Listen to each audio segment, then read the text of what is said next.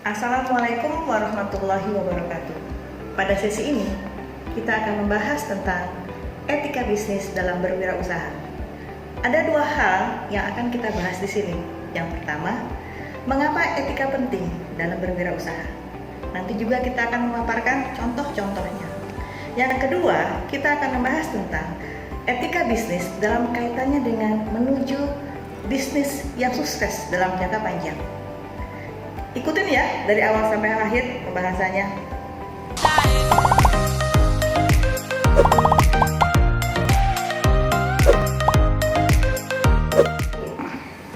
Halo, selamat pagi semua.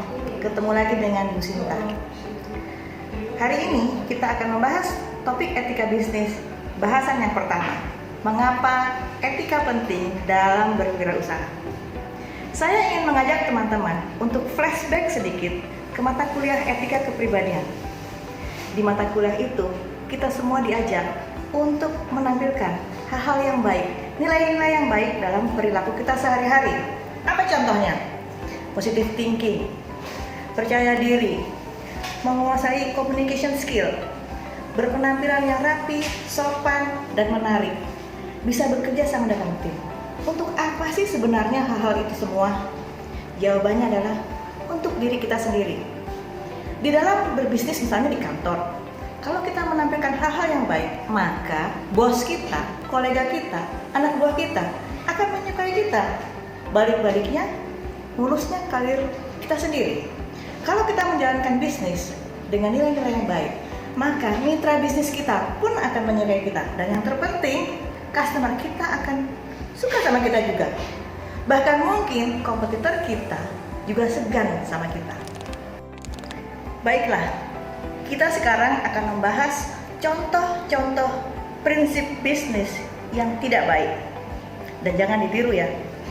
Yang pertama, suka mengambil jalan pintas.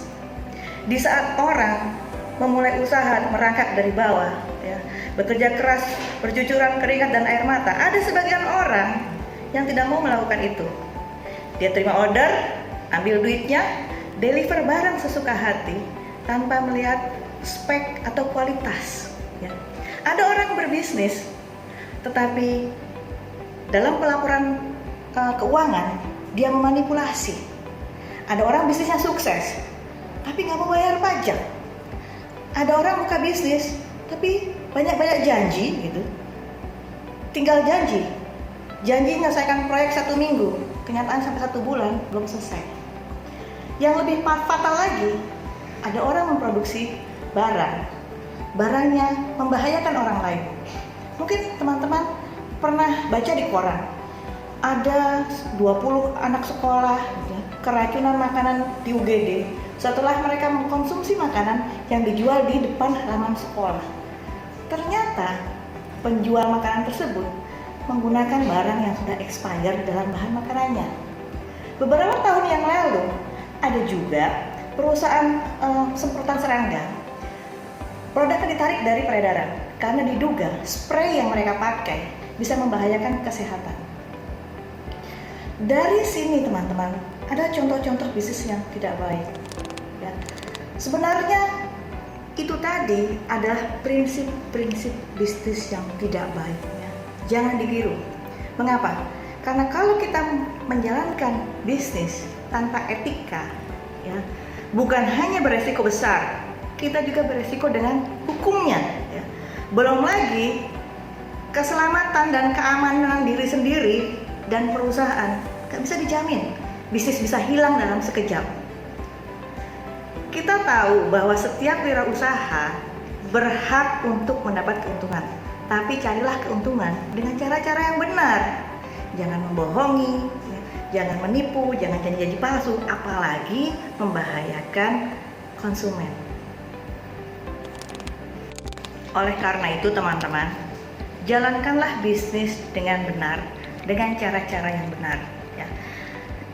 Dengan demikian kita aman, bisnis kita juga aman, awet dan bertahan. Kalau kita menjalankan bisnis dengan benar, apalagi dengan cara-cara yang profesional, tidak menutup kemungkinan bisnis kita malah akan mempunyai reputasi yang sangat baik. Kalau sebuah bisnis sudah punya reputasi yang baik di pasaran, maka customer akan datang sendiri nantinya. Ya. Oleh karena itu pada kesempatan ini, saya ingin mengajak teman-teman semua, para entrepreneur milenial, ya, untuk memegang teguh nilai-nilai etika.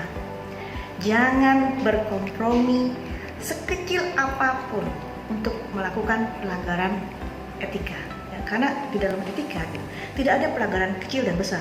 Yang satu maling ayam 1 ekor, yang satu maling berlian 1 kilo, sama-sama melanggarnya. Ya. Dan karakter individu itu adalah akar dari etika. Oleh karena itu, mumpung kalian masih muda, ya, kembangkanlah karakter yang baik pada diri kalian. Kembangkanlah reputasi yang baik dari diri kalian. Kalau kalian memiliki reputasi yang baik, nanti pas kalian lulus, ya, tentu saja banyak orang yang mau bekerja sama dengan kita, ya, karena kita punya reputasi yang baik. Jadi Bu, hal apa yang harus kita perhatikan agar kita bisa melakukan bisnis secara etis? Yang pertama, pilihlah bisnis yang baik. Memang ada bisnis yang tidak baik? Ya adalah. 1, bisnis narkoba. 2, bisnis perjudian, bisnis perdagangan manusia. Ya, jangan pilih bisnis itu. Jadi pilihlah bisnis yang baik. Yang kedua, jalankan bisnis dengan prinsip-prinsip yang benar, yang baik. Dalam prinsip yang baik ini ada satu yang penting yang jangan dilupakan, yaitu jujurlah dalam setiap aktivitas bisnis Anda. Buat teman-teman yang muslim, kejujuran itu adalah salah satu kunci sukses bisnis Rasulullah. Nabi kita Muhammad SAW diberi gelar Al-Amin, artinya amanah, jujur, dan dapat dipercaya. Ya. Dalam berbisnis, namanya kejujuran dan kepercayaan tidak bisa ditawar-tawar, teman-teman. Misalnya kita berwirausaha, kita memproduksi suatu barang, maka barang yang kita produksi kualitasnya harus memenuhi syarat-syarat yang ditentukan, harus memenuhi standar kualitas. Jangan sampai barang produksi kita membahayakan keselamatan orang lain. Jujur dalam berbisnis artinya kalau kita punya barang kita ada kekurangan, ada kelemahan, kita harus nyatakan. Kalau produk yang kita keluarkan ternyata punya efek samping, kita harus ungkapkan. Selain jujur dalam memproduksi produk, kita juga harus benar dalam memasarkannya. Ya. Seringkali karena persaingan bisnis yang sangat ketat, gitu, orang ingin memenangkan persaingan, maka dia menghalalkan segala cara. Ya. Dan ujung-ujungnya kadang-kadang bisa melanggar nilai-nilai etika. Ada yang berkuar-kuar lah ke sana kemari, ada yang pakai pelicin sana dan sini gitu. Ada bahkan yang menjelek-jelekkan produk kompetitor. Ya, jangan lakukan itu, ya. Salah satu strategi yang bisa kita lakukan untuk memenangkan persaingan adalah buatlah dan ciptakan sendiri keunikan produk Anda. Apa sih yang membedakan usaha Anda dengan produk kompetitor? Ya. Kalau bisa malah prioritaskan nilai-nilai sosial, nilai-nilai kemanusiaan dalam bisnis Anda. Milikilah prinsip untuk bisa menolong sesama, memberi solusi kepada sekitar kita. Dalam hal ini, Bu Sinta akan kasih contoh 2 teman mahasiswi kita. Yang satu dari Surabaya, yang satu ada di Jakarta. Baiklah, Bu Sinta akan cerita teman kita pertama yang dari Surabaya. Dia seorang mahasiswi, ya. Di kampusnya dia melihat fenomena bahwa beberapa teman kampusnya dan dosen-dosennya yang wanita, teman-teman wanita ya, itu agak sedikit kurang nyaman kalau naik Gojek dengan yang berlawanan jenis. Dari sini, teman kita ini menangkap peluang. Akhirnya dia mendirikan Gojek Syar'i. Dia merekrut, ya, ibu-ibu RT di sekitar rumahnya dan janda-janda yang ada di sekitar rumahnya untuk menjadi timnya. Ya, dalam beberapa lama akhirnya terbangunlah sejumlah besar tim Gojek Syar'i. Di sini, ya, teman kita berhasil membantu banyak orang. Dia memecahkan solusi yang ada di masyarakat dan dia juga memberdayakan orang-orang di sekitar. Teman kita yang kedua bernama Halisa. Dia adalah mahasiswi di Jakarta. Ya, Halisa ini mendapat tugas dari dosennya di satu desa yang ada di Kota Banten. Ya. Ternyata di desa itu cukup banyak mantan penderita kusta. Ya.